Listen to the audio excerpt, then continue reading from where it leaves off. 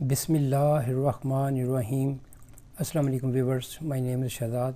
اور ویورز، آج ہم اپنے جنرل نالج کی ٹیسٹ سیریز کا ٹیسٹ نمبر 42 کنڈکٹ کرنے جا رہے ہیں۔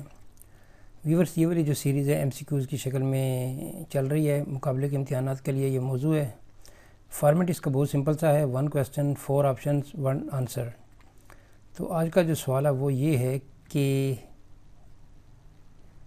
نوبل انعام حاصل کرنے والی پہلی خاتون کون تھی؟ ان کا نام کیا تھا؟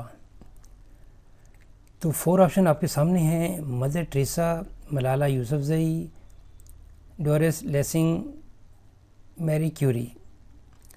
تو ملالہ یوسفزئی تو ابھی کی بات ہے، مدر ٹریسا جو ہے وہ بھی بہت زیادہ دور نہیں ہے۔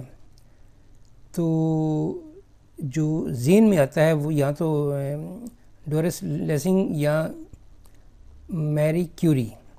تو میری کیوری کا جو نام ہے وہ بہت زیادہ ہے، کیونکہ یہ وہ پہلی خاتون ہیں جنہوں نے نوبل انعام حاصل کیا، اور ان کو یہ اعزاز حاصل ہے کہ انہوں نے 2 کیٹیگری میں نوبل انعام حاصل کیا ہوا ہے، فزکس میں اور کیمسٹری میں۔ تو پہلی نوبل انعام حاصل کرنے والی جو خاتون ہے، first lady which got the Nobel prize in chemistry and physics is Marie Curie.